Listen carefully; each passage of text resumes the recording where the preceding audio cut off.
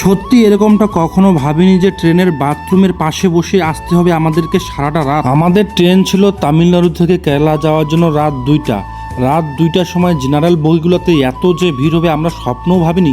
আমাদেরকে সারাটা রাত মনে করো যে বাথরুমের পাশে বসেই আসতে হয়েছে, এত পরিমাণের কষ্ট হয়েছে কি আর বলবো। সকাল হতে হতে আমাদের ট্রেনের অনেকটা ভিড় কমে গেছে, তারপর আমরা বসার তো সিট পাইনি, এমনি খাড়া দিয়ে এসেছি। আর তামিলনাড়ু থেকে কেরালা আসার পথে এত সুন্দর সুন্দর দৃশ্য কি আর বলবো, এত বড় বড় পাহাড় জঙ্গল দেখে একদম মুগ্ধ হয়ে গেছি আমি। তামিলনাড়ু থেকে কেরালা যেতে আমাদের সময় লেগেছে পাক্কা 8-9 ঘন্টার মতো, কি আর বলবো।